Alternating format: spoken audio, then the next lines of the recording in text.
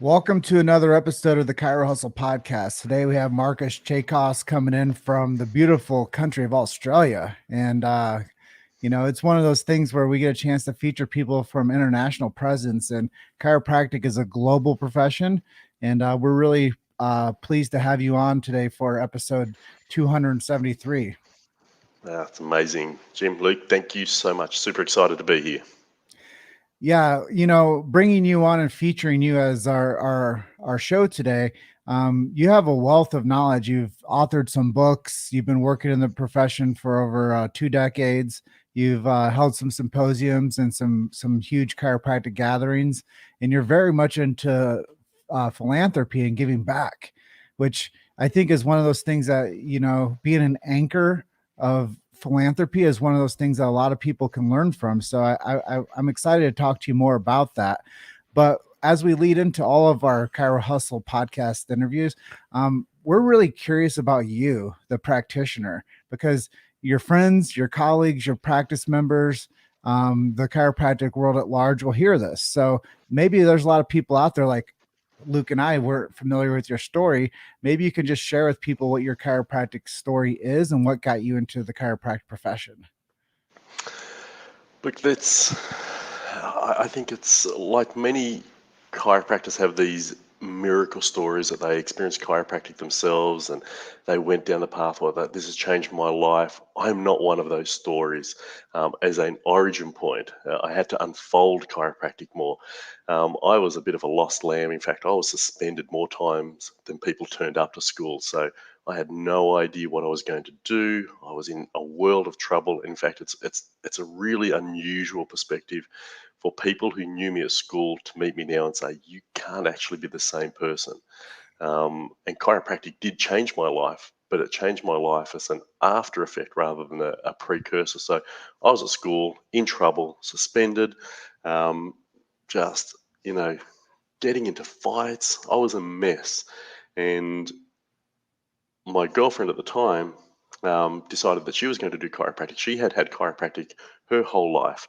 She was brought up on homeopathy and nutrition medicine, went to a Steiner school and knew and understood the principles of the chiropractic lifestyle. And so I didn't know what to do. She enrolled, so I enrolled, followed her. But she decided to take a gap year and travel the world. And so I was left all on my own, a little bit lost, and moved from Canberra, my home, to Sydney. I'd never really had any opportunity to have an expansive life at that point in time. And I rocked up into a massive city from a country lifestyle and I was shocked. But on 7 p.m. Tuesday night in the first week, Dr. John Kelly, who was the dean of the Sydney College of Chiropractic, probably the most preeminent philosophical lecturer in Australia, he said something profound that I did not have a clue at all what he meant. I didn't understand it, but I was changed. He said that there is a universal intelligence in all matter that gives of itself and properties, thus maintaining itself in existence. Now, I know what that means now, and I know so many chiropractors know and understand what that means. But when he says that to a 17-year-old kid who was just a troublemaker, I didn't have a clue, but but I felt different. And my life moved in the direction of loving chiropractic. And from that moment, I fell in love with chiropractic. I knew that I was going to be a chiropractor. I wanted to do chiropractic.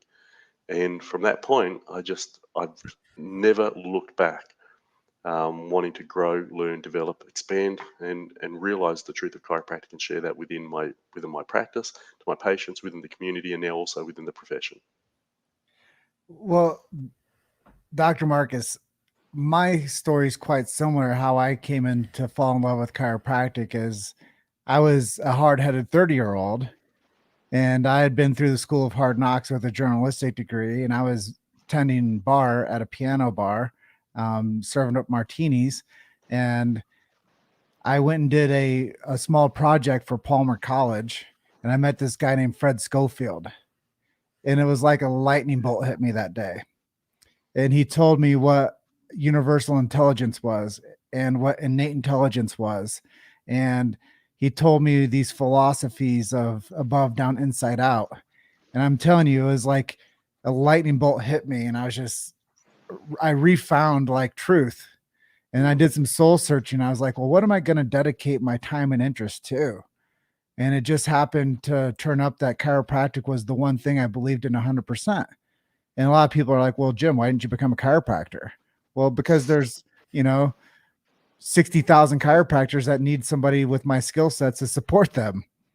And, as I went through it, I think that what you experienced was very much like a John DeMartini story.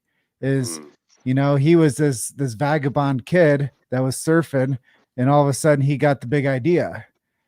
And I think that could be very much a similarity for you. As you're a vagabond kid that got the big idea, and now here you are, 2 decades later, writing books and really supporting the profession that you're a part of now. Yeah, absolutely. And John Kelly, and I know a lot of chiropractors have said it. He said, "Get the big idea, and all else follows." And I still remember those conversations. Well, what is the big idea, and what else will follow? And the truth is, when you do get the big idea, and no one can tell you necessarily what that is, nor what will follow, but it does. Yeah, that's just one of the things, the brilliant things about the chiropractic profession is, even Sid Williams would always tell people at his assemblies is, you don't have to believe in chiropractic. It works just like gravity. And he'd drop the keys. Yeah, And that's something that if you ask anybody that went to Life College time and time again, they'll tell you that they remember those assemblies and they remembers the gravity talk with the dropping the keys. And you don't have to believe in universal intelligence. It just is. You don't have to believe in subluxation. It just is. And some of these principles that chiropractic was founded upon, you don't have to believe in it. They're just true. And I think that that's what we're coming to terms with in the 2020s now, is a lot of these things that are supposedly antiquated are still more true than ever. And when we start having these conversations, it brings relevance back to the meaning of them. And that's really the cornerstone of the profession. And you never throw the cornerstone away from the building because the whole building collapses. exactly. The principles of chiropractic: immutable, unchangeable, undeniable. Amen, brother. So, what would be some advice you'd give to another chiropractor who wants to get more new patients in their office? Oh, new patients. Well, I think, honestly, I think I would say if they come to me with the idea that I want to get more new patients, and I feel really blessed with my practice experience and what I have and the incredible relationships I have. I would say if you want to get new patients and that is your priority, then you're mistaken. It is less about new patients and more about retaining the patients that come through the door because if you can realize that a PVA of 200 or 300 allows you to see clients for decades. I have people that I brought our file out the other day that has somebody who's been adjusted 763 times. And that means I do no marketing or no advertising. I'm referral only, and you only get to see me if somebody who comes in knows you, and therefore the new patient drive is not the number one focus for me. The service, the impact, the value, helping the patient get the big idea allows them to know and choose chiropractic as part of their health and lifestyle. And so when somebody wants to market their practice and grow their practice, I say grow yourself and grow your service, and therefore you won't need to grow your practice. It'll happen organically. Having said that, there are incredible ways to market a practice, but I take that I deal with that secondary. My number one practice growth strategy is doing presentations. So I wrote a book called The Arthritis Solution. I delivered a community seminar on the arthritis solution. We had 176 people turn up. I pre-sold $225,000 worth of care, and as a result of that single event, and that booked out myself and an associate for several years in advance. So marketing, easy, but you've got to have great care, great service, delivering a powerful impact, transform lives. Then marketing becomes irrelevant, but you still learn how to market. It kind of reminds me of this old saying is that the when the student's ready, the master arrives, or when the master arrives, the student's ready, however it goes. But it's the same way. Like, I feel like listening to you, you're like that secret knock chiropractor. Like, I have to have a special knock to get through the door for you to see me.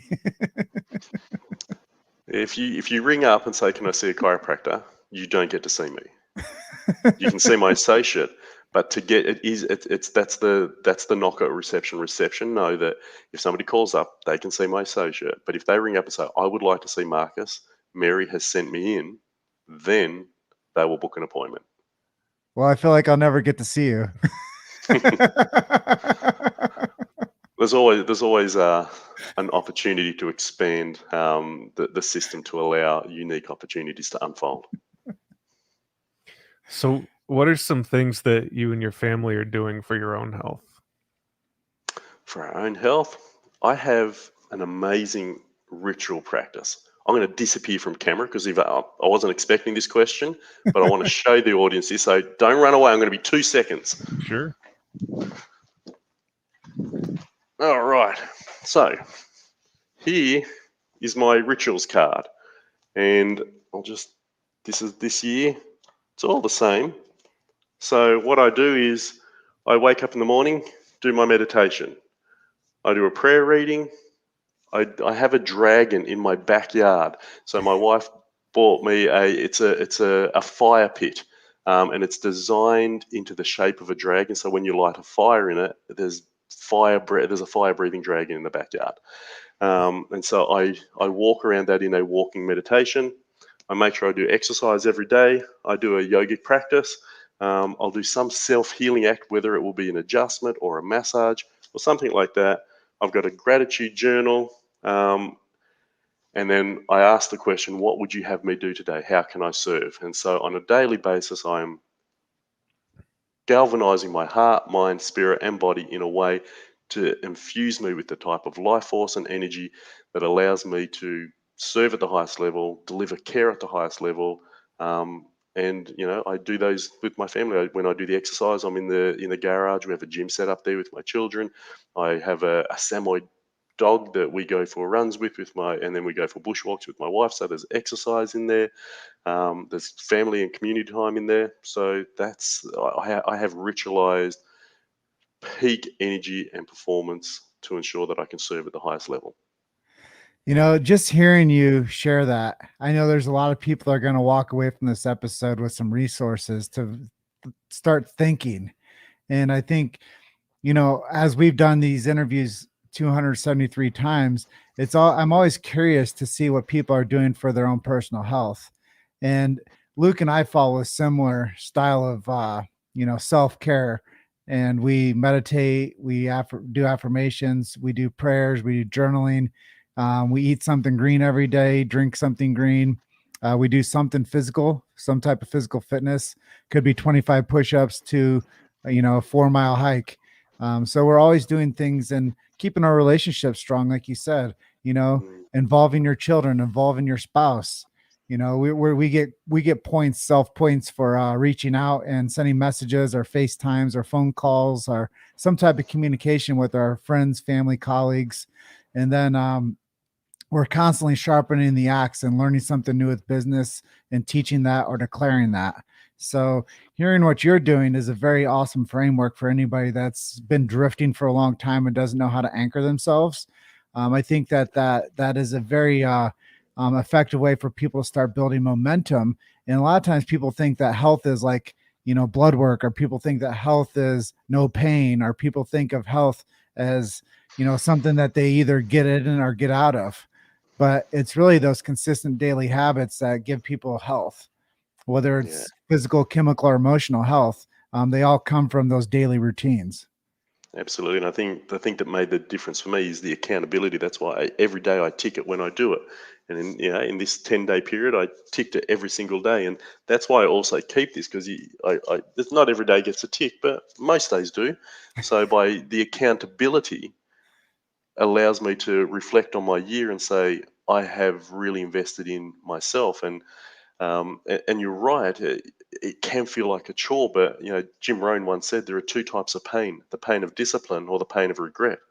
Pain of discipline is paid upfront in advance, pain of regret in arrears with interest, which means if you do not pay the pain of discipline, the exercise, the lifestyle, at some point you will have to pay the pain of regret with interest, which is the pain, the life, the health that drains, and the ability to perform at the highest level. So it's a discipline we as chiropractors need to express in our own lives so that we can model for our patients in theirs. Well, two things that like spurred up for me. Number one is you either pay for health now or you'll pay for sickness later. And chiropractic gives you years to your life and life to your years. And I think that Absolutely. if people just like wrote those down and put them on their mirror and everything you just said, they'd be straight off to like the top of their game and they'd start to pay attention to themselves. You can't pretend to pay attention to other people until you're right. And I think that if you're constantly going through life and you're trying to, you know, just do instant gratification stuff, but you're not following these habit rituals, eventually you get to the point where you need somebody to help you put yourself back together again. And most people look at that from an outside in perspective. But most of the time, if they just paid attention to themselves a bit more and started building some healthy habits into their lifestyle, they would be anchored to those rituals. And then they wouldn't be, pushed into a direction of dismay, or they wouldn't be pushed into a direction of feeling, self-doubt or guilt or shame, which are the underlying concerns when we don't pay attention to ourselves. Absolutely. So, what are some of your favorite ways to stay connected to your community? Well, there are two communities really in question there. The first is your chiropractic community, and then there's obviously our societal community as well. So I think, well, the way I'm connected within my community is serving with my community with chiropractic. But to give an example within what happened, during COVID, we opened up a special Facebook group, and I went into that every day during COVID to equip, to inspire, to support, and educate, our patients. So we created that in this group, and we invited not only patients but community and their family members in there so that we could share a message of hope, a message of inspiration and tools. And so I was in there every day. Then I'd have my team come in there. We'd actually hold team meeting conversations and make sure that the community knew that they were cared for, that they were loved, that they were supported, that even though it was challenging times, that they did not have to experience fear in the presence or uncertainty in the presence of the pandemic, but know that together we are strong and unified, we can overcome any challenge and obstacle, and that the strength of the host, our own immunity, our own resilience, our own capacity to fight infection is even greater than the infection itself. And so one way is always to outreach, to add value, to ensure that the message of hope and inspiration is there for them, and to give them the tools necessary to achieve that. And from a chiropractic community perspective, I think it is that idea of serving and sharing with the profession the same um, information on what can we do to add value to our colleagues. Maybe their practices did struggle or were challenged during COVID, and what can we do to elevate them, or what education can we provide? How can we facilitate chiropractors, our colleagues and our friends, elevating their own spirit, or they're equipping them with what they need to succeed during times of challenge, turbulence, or adversity, or ultimately it is equally important to come together in the elated moments to share your successes. So when I see, chiropractors, Priska Rompen, I don't know if anyone knows that name. She's a chiropractor in Uganda. So just this morning, I had a message from her about how she has finally, and this is so great for chiropractic, how she has finally got chiropractic approved as a licensed body in Uganda. And she's been there for 3.5 years. So you reach out to them and share a message of congratulations and support. And when we endorse the successes and celebrate the successes of our chiropractic profession, we're elevating our chiropractic community and continuing to not only serve the profession, but actually serve humanity by keeping everybody buoyant, alive, inspired, energized, engaged, excited. And that's what chiropractic's about.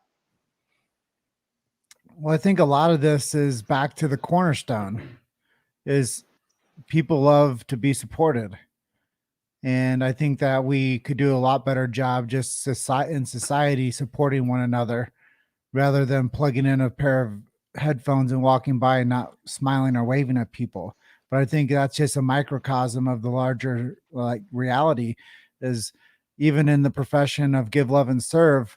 Sometimes we lack that support within the ecosystem of the profession. And I think that if people just listen to what you just said and reiterate that to themselves and started to listen a little bit more about what matters, number one, it doesn't, my mom always told me it doesn't cost you a nickel to be nice to somebody. And I think that within the profession, we could learn a lot about, connection and relationships if we just picked 5 chiropractors a day and reached out to them and asked them how they're doing. And I always tell people at the end of my Facebook lives when I'm doing gym in the gym, it's this little segment that I do, but I'm like, I guarantee if you reach out to 5 people today and tell them that you love them, it'll change your life. And I think that if chiropractors just took that and embodied that and they reached out to 5 chiropractic colleagues every day and told them that, how are you doing? Check in with them, it would change their life and it would change the profession's future. Yeah, 100%. Amen to that. So, talking about this connection and talking about where you've come from and where you are today, let's future pace. Where do you see the profession going? We don't have to put a timeline on that, but let's just say um, the next 5 to 10 years. What do you see happening for chiropractic globally? Look, I want to answer that question by stepping aside to something that I did a number of years ago that really informs my answer on this. And I did the Academy of Chiropractic Philosophers program a number of years ago, which is a really, it's a 12-month program in deepening your connection to chiropractic philosophy. It's a remarkable, world-class event, and you do a thesis at the end, and you have to defend that thesis. So, and I took this really super seriously, and my thesis was the discipleship of chiropractic philosophy, and obviously the role of philosophy in chiropractic. And my appendix to that was the cross comparison of, and this was not a religious process. There was just some interesting things in my thesis that came up. So I want to precursor that.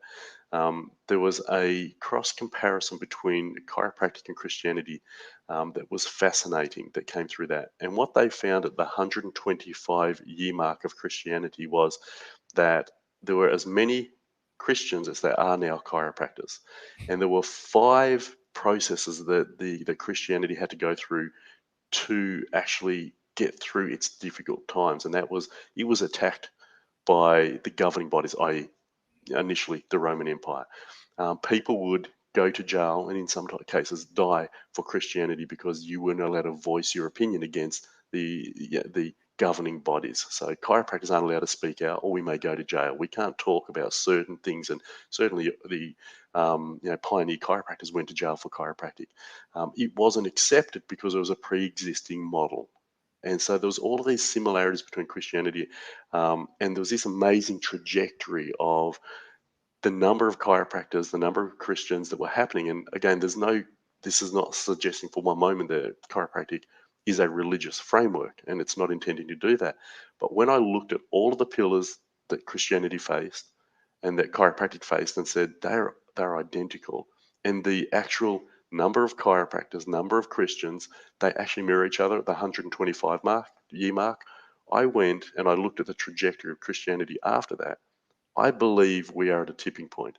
I believe that as chiropractors truly know, understand, and get the big idea, all else will follow, and we will position as a profession so powerfully and profoundly in the minds of our patients and the communities that it will become inevitable that people will first choose chiropractic. It'll be chiropractic first, second, third, all the way through till 10th, and that medicine and surgery, because it is not a sustainable model, will not actually make as big an impact as it currently does, much like the gods of old versus the Christianity that unfolded. Something has to give when truth prevails. And I think that is what we stand for now in chiropractic. And I think the next 5 to 10 years, moving to the brain based model of chiropractic care with philosophical integrity, the truth is so compelling, so irrefutable and undeniable that the next 5 to 10 years we are going to position powerfully, so much so that chiropractic will become people's first choice. And then it will explode to universal acceptance. That's my prediction. Well, based on our relevance with what we do as a journalistic front, I want to see more healthy people. And I want to see people less confused and in less fear. And 12 years ago, when I got into the profession, I always believed that chiropractic would be the front runner. And, a couple years ago, people, when we were making our first film, people were like, yeah, chiropractic needs to be the port of entry and they need to be the referral hub. And the chiropractor needs to do least invasive first and, adjust, get people under good nervous system care, which affects the immune system and gives people a better chance of survival rate for having quality of life and being able to do their activities of daily life, which I know a lot of the post exams for people under care, you have to see like what's improving. And most of the time, the people that came in for care early on after, a treatment routine with a chiropractor, they don't even remember what they originally came in for because their life has improved so much that it's not a pill, a potion, or a lotion that made an impact on them. It was almost the placebo effect with the adjustment that made them forget what their original concern was. And I think that that's the greatest truth of chiropractic is so many times people don't even remember what the impact of having a migraine was after they've been under care for 2 years because they're like, I don't even remember what that feels like. So you are spot on. The people that are really curious about having long-term health with less disability and less disease and dysfunction and degeneration of their activities of daily living, they're going to be more interested than ever in a longevity game, which is chiropractic, which gives them the ability to live a true healthy lifestyle. And most people, they don't know where to go to for nutrition advice. They don't know where to go to for fitness advice. And it's not in a YouTube video. It's not in a magazine. It's not in a book. It's by a trained professional. And that's the position of the chiropractor. Absolutely. And no one better to do it because our principles are, as I said, immutable, undeniable, and it will create the foundation for a person's life now and into the future. And miracles will unfold as a natural byproduct. Love it. And as we start to get to the edge of our time here, why don't you tell us a miracle story or two that you've seen happen in your office? I think every chiropractor will have, numerous miracle stories, but the one that stands out because I shared it just yesterday with a client. I have a painting on the wall. It's one of those really colourful, beautiful.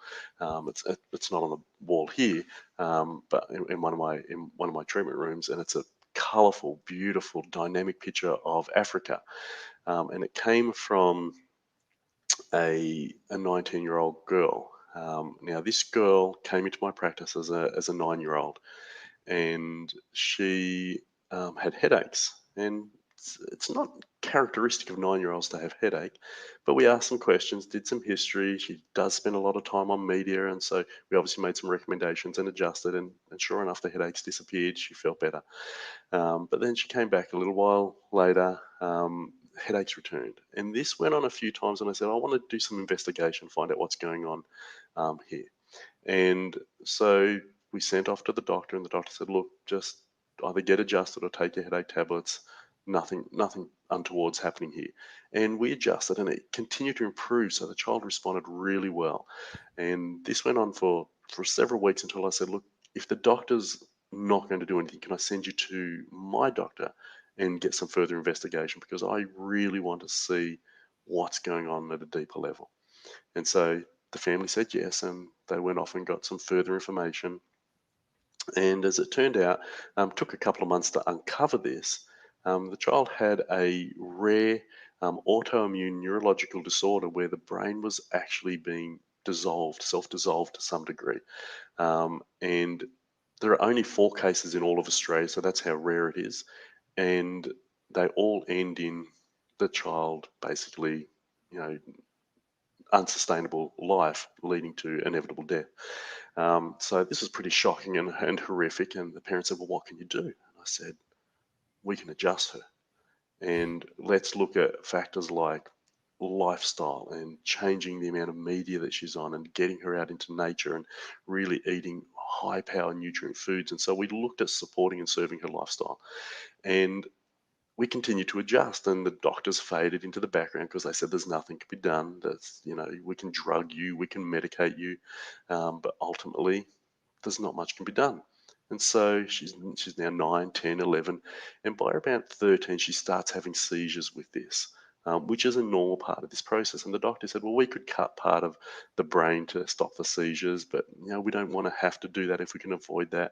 So we changed the care that we did a little bit. We incorporated a few additional chiropractic approaches, and then the seizures persisted but not debilitating. And then finally, at 18 years of age, the seizures actually started to unfold. By the way, none of the other people in Australia who were in that group of people had actually lived past this age, but none of them had a chiropractic. So she's now 19 years of age, coming to 19. She has inevitably the surgery for the seizures because it's getting to the point of not able to function or perform.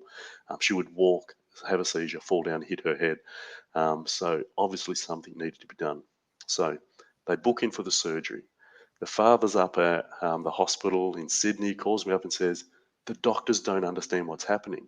They've done a scan. Her brain has been absorbed to some degree by this disease and is clinically dead. But she walks and she talks, other than when she has seizures. She walks and she talks like a normal person. She's like, if you had seen her, you would think she's a normal person, other than when she'd have the seizures. So they said, we don't understand this. You can't have no signal coming from the brain and be expressing the signs of life. So they said, look, we don't know what to do. We're still going to go in and do this operation. There's some significant areas of the brain we're just going to cut. We don't know what to do. Your child will be a hemiplegic, meaning one side of her body will be completely paralyzed after this. So be prepared. So they've called me up. I said, look, just pray, do what you can do. They do the surgery. She comes out of surgery, recovers so well. They're like, this doesn't make sense. And then she starts moving her hand and her leg, the hemiplegic, the paralyzed side of the body. And the doctor said, look, it's obviously just a spasm or a tic that happens because she'll never be able to use that side of her body. That will just normalize over time. Expect to be in hospital for the next 4 to 6 weeks as part of rehabilitation so that we can get her at least able to be ambulatory when she goes home. 2 days later, she's moving her arms and legs, she's walking. They decide to let her out of hospital. She comes home, we start adjusting her again. She's showing me with pride, I can open the door with my paralyzed hand. I can walk with my paralyzed leg because there is functional capability. And then COVID hits. And, well, no, sorry, I'm one step ahead. And then her grandmother is diagnosed with a terminal illness in South Africa. And so she takes this trip, goes to South Africa, COVID hits, and they are forced to fly back after they're there for a week. She comes back and she's got this amazing, beautiful picture, and she presents it to me, and her mother says, she bought this for you with her own money, framed it with her own money, because she thought about you all the time that she was over there. And she comes to me, she gives me a hug, and she says, I know I would never have been able to see my grandmother before she passed away without you and without chiropractic. I can walk and I am alive today because of chiropractic. And I cried, and I put I took down a chiropractic poster to put up the image, the painting that she brought to remind me every day that chiropractic changes lives, creates miracles, and actually a brain that is clinically dead, chiropractically adjusted, seems to still work. And she still comes in 10 years later to get adjusted with her family, despite having a condition that should have robbed her of her life but has not. I love that, and I'm grateful for that every day of my life. Well, Dr. Marcos, that's quite the story. And you're a powerful, powerful chiropractor, and you let innate flow through you, and you connect man the physical with man the spiritual through the adjustment. And I think that that's something that's really beautiful about this profession, and why I've chosen to champion it the way that I have, and built a team around what we do here with Chiro Hustle. Um, People need these messages, and they need this story. And like I always close out and I tell people that you're just one story away, keep hustling. But it's something very special for the chiropractor to pay attention to, is that the miracles that you don't tell people are the miracles that change people's lives. And like you said earlier, there's a lot of, miracles out there in every chiropractic office. It's just the one that you share, but it's the other, 99 that you didn't share with us, that those people have a better quality of life because of the care that you provided through that referral that now is able to be under care with you. So Luke and I over here would just like to wish you a great rest of your day. And thank you for being a guest on our show today.